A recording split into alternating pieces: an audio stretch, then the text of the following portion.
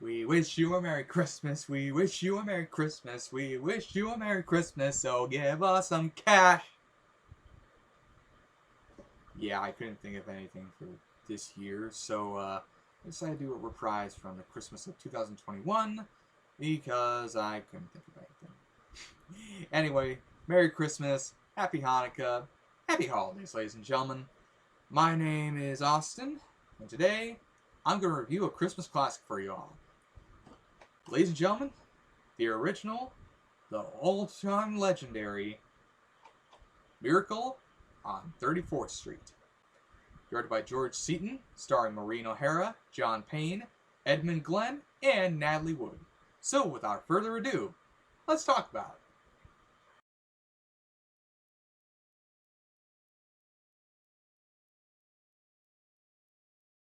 it. The plot for the film is essentially this. Set between Thanksgiving and Christmas, and taking place in New York City. Kris Kringle is a man who, after replacing a drunk Santa during the Macy's Thanksgiving Day Parade, begins working at the Macy's New York City store, which is the flagship store in real life. From there, Kris begins to inspire numerous shoppers and people into thinking that he is Santa Claus, and even claims that he is Santa Claus himself, which leads certain people to think he's crazy. All of this eventually leads to a court case that puts the age-old question to task. And that question is, do you believe in Santa Claus? Yeah, not much to write home here, but hey, it works, and more than anything, it gets the ball rolling, and it makes you want to see what happens next, as it is genuinely sweet and poignant throughout. Now let's see how this holiday classic got made.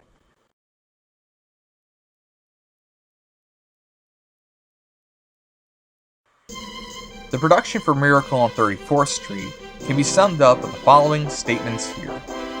The film was shot on location in New York City, with the Macy's Thanksgiving Day Parade sequences being done while the actual 1946 parade was going on, and it wasn't easy as the crew's power needs often exceeded the actual Macy's store's electrical capacity, usually requiring extra power sources arranged in the basement.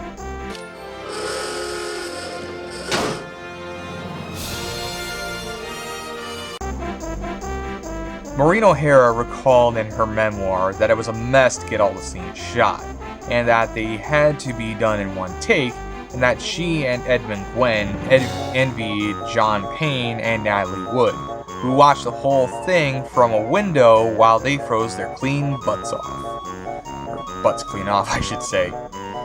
But even with it being really cold down there, so much so that even some cameras froze on certain occasions, O'Hara did cherish the time she had with Wood, claiming that even though she had been the mother to at least 40 children in film, Wood was the one she remembered the most, which was evident with how she called O'Hara Mama Maureen and how she would call her Natasha, which was one name that she used when her father switched the family surname to Gurdon, having originally gone under the name Natalie Zakharenko, as well as Natalia Nikolaevna Zakharenko, which is considered her real name, even if the former was used on her birth certificate. She would later use the surname Wood in order to make it more marketable to English-speaking audiences and pay homage to Sam Wood, a filmmaker who directed Goodbye Mr. Chips and two Marx Brothers comedies, A Night at the Opera and A Day at the Races.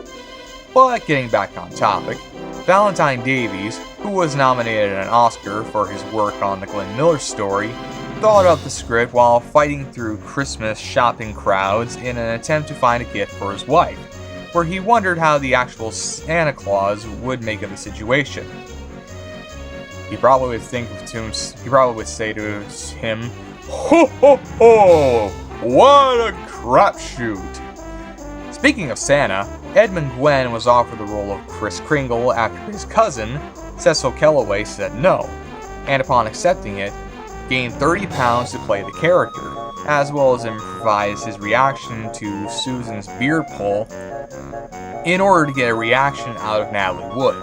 which according to her biographer led her to believe that Gwen was Santa Claus, which when you factor that between Alvin Greeman, the actor who played Alfred, Robert Hyatt, who played Tommy Mara Jr., and Maureen O'Hara, all considered him a joy to work with, was pretty believable.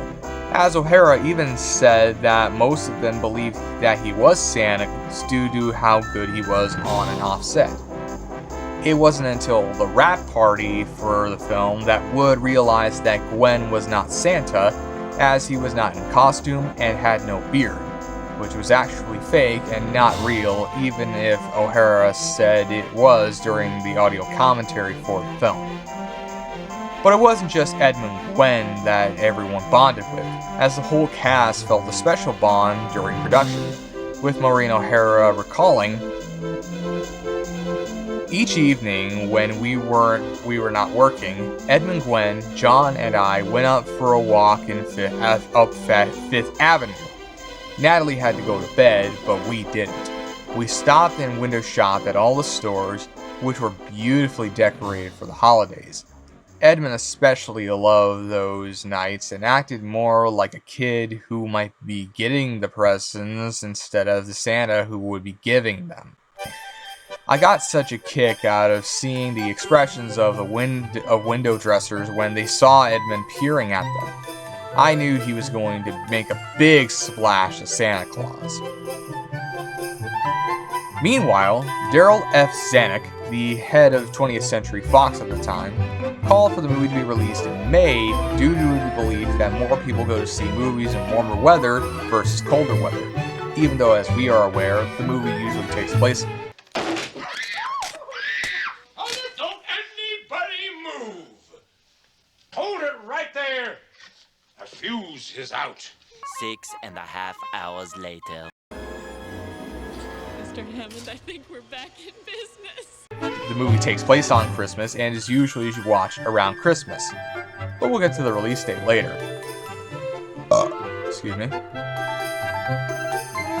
The studio then rushed to promote the film, while at the same time keeping its Christmas setting a secret, so much so that the studio's promotional trailer had a fictional producer roaming around the backlot and featured appearances from people who didn't star in the film, such as Rex Harrison, Ann Baxter, Peggy Ann Garner, and Dick Haymes, who gave praise to the film's themes, which is akin to if Star Wars had some fictional producer roaming around its backlot, didn't show any of the movie, but mostly had the likes of Roddy McDowell, Sigourney Weaver, Leonard Nimoy, and Linda Ronstadt, along with Carly Simon, giving praise to said film.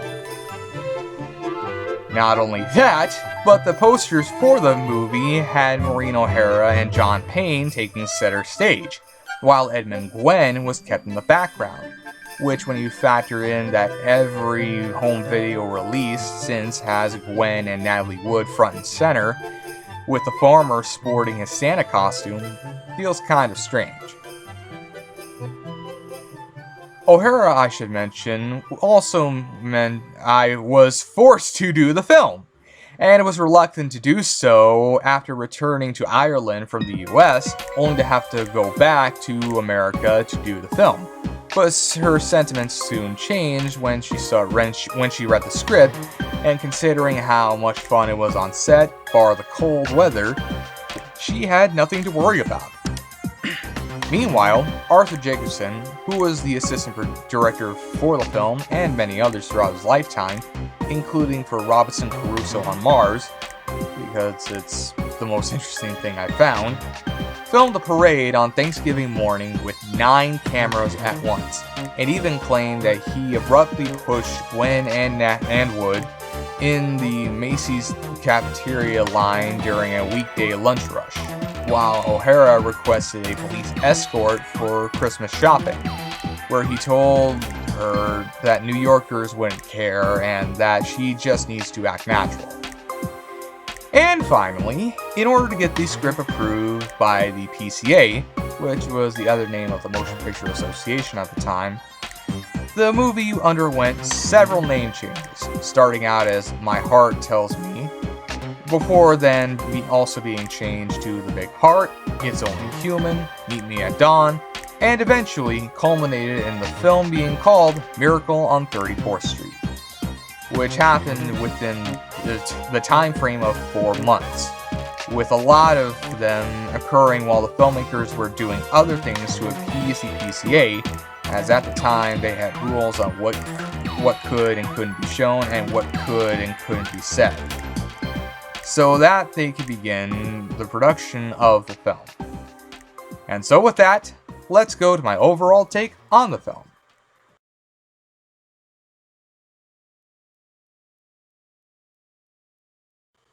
Miracle on 34th Street is a wonderful film, and a film that, up until I saw it, I needed in my collection, and soon got it a year back. It's a film that has remained endearing time and time again, and a film that's shown every Christmas to bring the holiday in with open arms and a smile. What makes the movie work is the acting, as every actor in the film gives a great performance here, especially Edmund Gwenn as Kris Kringle / Santa Claus. As Kris, Gwenn is sweet, lovable, charming, funny, and a jolly old soul who from the moment he's on screen makes you believe he is Santa Claus. He's an endearing character, and is always likable throughout due to how Gwenn embraces the role, and also kinda makes you want to believe that Santa Claus is real because of his performance.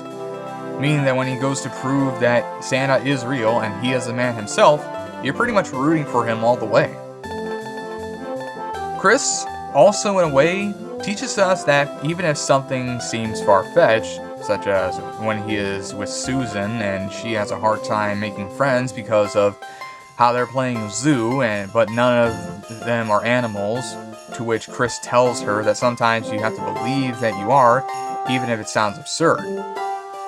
I like this, as it reminds us that even if it sounds illogical, we have to believe in something that, as long as you're not hurting anyone, causing destruction, being a menace, or taking $600,000 from people, doing nothing with it for 9 years, only doing so when people call you out on it, and by that point it's most likely lost its value and means nothing because you did diddly frickin' squat with it, and you still haven't told us what happened to the bits and other donations from those, including those from the golf tournaments you held, and what's going on, Jirard? I want to know what's going on. Give me an answer. Where's the money, Lebowski? Where's that money, you silly, stupid old fool?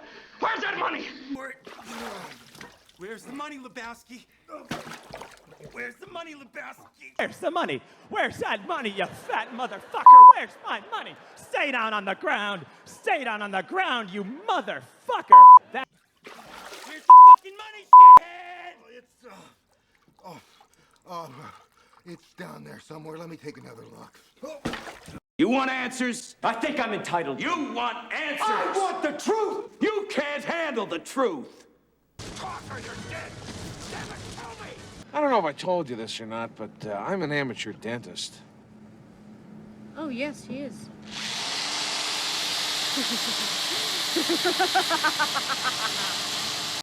You better give us an answer, Jirard. We're gonna take that beard of yours, and I'm gonna strangle you with it.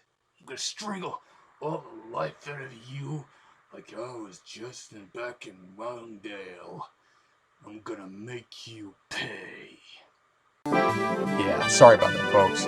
Got a little caught up in the moment there.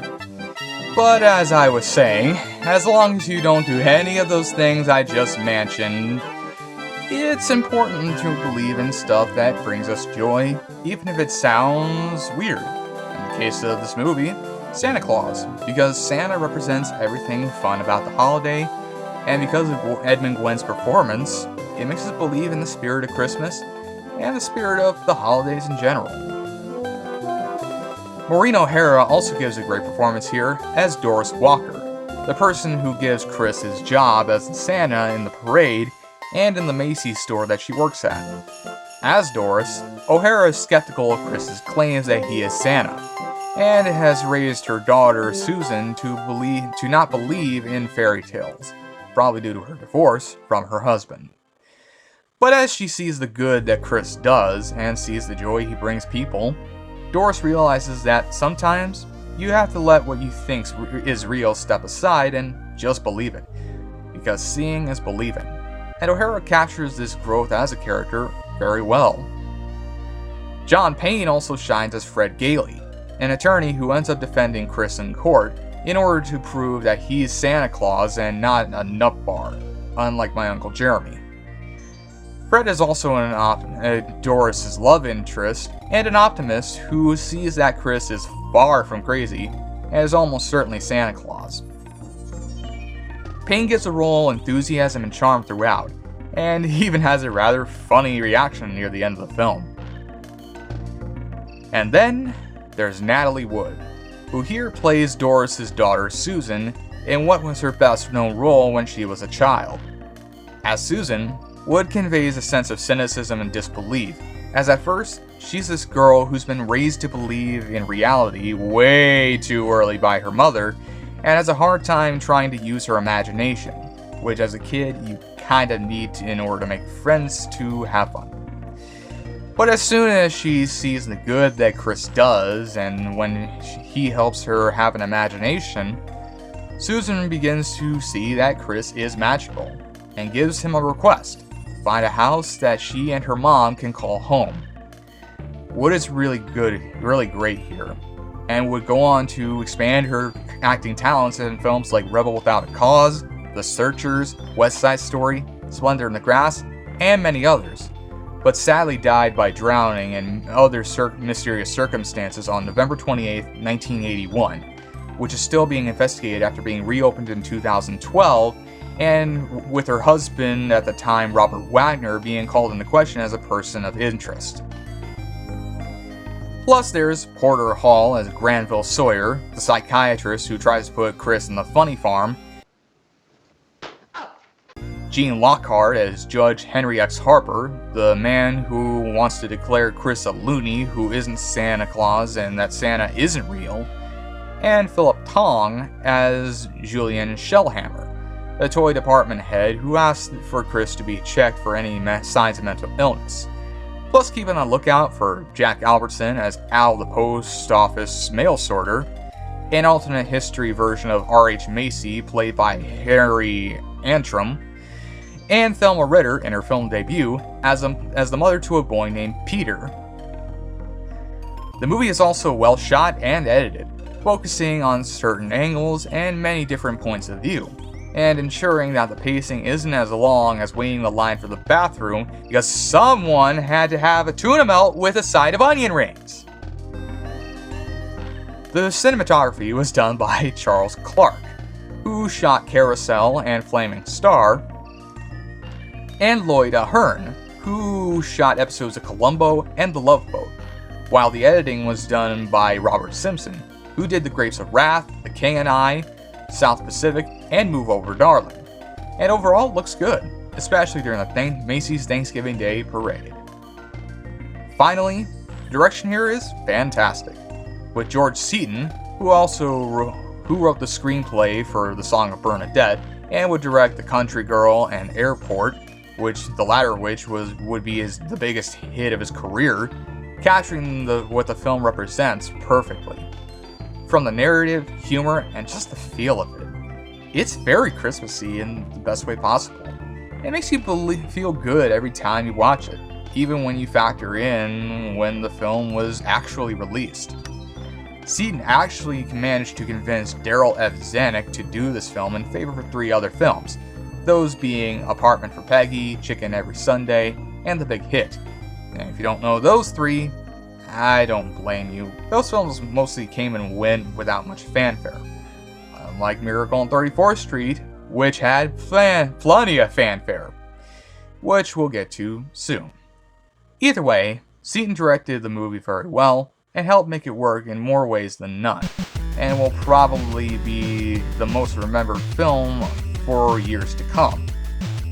And overall, Miracle on 34th Street is an excellent film, and the perfect film to watch every Christmas.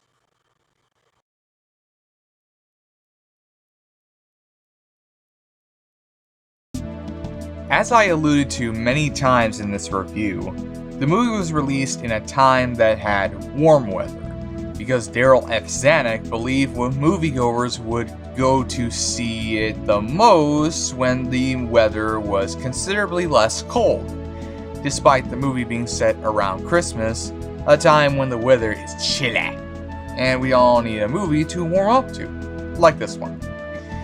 To put it in layman's terms, it'd be like if Halloween was released on St. Patrick's Day, or if My Bloody Valentine was released on the 4th of July, or if A Christmas Story was released on Easter Sunday.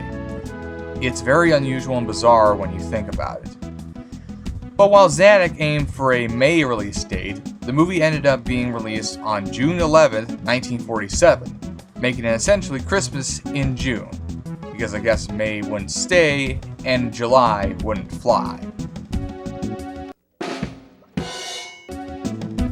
The film had a budget of around $630,000 and managed to gross at least $2,650,000 at the box office, meaning it was financially successful and went on to gain positive reviews, with Bosley Crowther raving, "For all those blasé skeptics who do not believe in Santa Claus, and likewise for all those natives who have grown cynical about New York, but most especially for all those patrons who have grown weary of the monotonies of the screen, let us heartily recommend the Roxy's new picture, Miracle on 34th Street.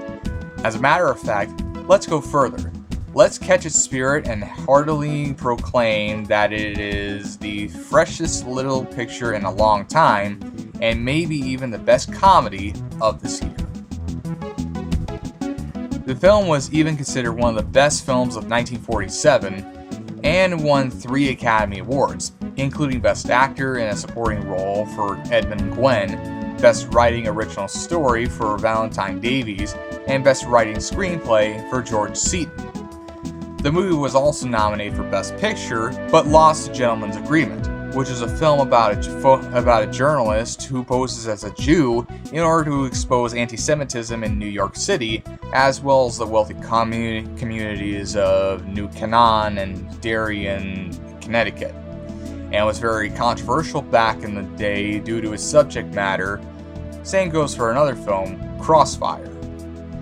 But getting back to Miracle, it later spawned radio adaptations, a stage play, several TV remakes, which were done in 1955 as part of the 20th Century Fox Hour, in 1959 as part of the NBC Friday Night Special Presentation series, and in 1973 where it became the last version of the film to use Macy's stores in general, and also featured the likes of Roddy McDowall, Jane Alexander, Jim Backus, David Doyle, Tom Bosley, and Sebastian Cabot as Chris. And a puppet version of the film in a Macy's flagship store at Herald Square. Actor John Payne at one point was said to be writing a sequel to the film and hoped to get it made with Maureen O'Hara, but sadly died before he could have made it a reality. And as of the time I'm recording this, no one has discovered the draft he had written. The film was then remade for the big screen in 1994 with Richard Attenborough, Mara Wilson, Dylan McDermott, Elizabeth Perkins, and even James Remar starring, with a script by John Hughes and was directed by Les Mayfield, the director of such films as Encino Man and Blue Streak, and featured a store called Kohl's as a replacement for Macy's when they refused to be part of the film, while Gimbel's was replaced by Shoppers Express due to that store shutting down operations in 1987, and even added religious subtext into the mix. I've seen bits and pieces of this film, and had the VHS for it at one point, but I don't remember much about it other than the girl from Matilda is in it. So yeah, definitely a classic for sure. So much so that in 2005, it was selected by the Library of Congress for preservation in the National Film Registry, and in 2009, the Academy Film Archive also preserved it. and is still a perennial Christmas film to be seen every year, as stated by many outlets, including the Christmas and Hanukkah Appreciation Department, or CHAD for short. Overall, that's one hell of a legacy. So that is Miracle on 34th Street, ladies and gentlemen. It's a great movie, and I highly recommend it. Whether you decide to pick it up on this DVD here, which is a 2-disc set that comes with a colorized version of the film as well as a black and white version. That version mostly was released back in 2006 and was reissued with the slipcover here celebrating the film's 65th anniversary edition, which was back in 2012, so that's this version here. Anyway, whether you decide to pick it up on DVD or on Blu-ray, you're going to have a good time with the film, and it's a film that you definitely should watch on the holidays. It's funny, it's very touching and heartwarming, the performances are top-notch, the cinematography is pretty good. Overall, it's a film that, whenever you feel down on the holidays, you put this on, it reaffirms your status and reaffirms your belief in humanity. It's a truly great film, and I'm glad I got around to watching it. And so with that, this concludes my review of Miracle on 34th Street, as well as really a lot of the reviews in general for 2023. I hope you enjoyed it, found it entertaining and educational, made you want to seek out this movie. Because, well, it's a very touching film. I already said that. Anyway, so with that, I will catch you later. I'll see you in 2024.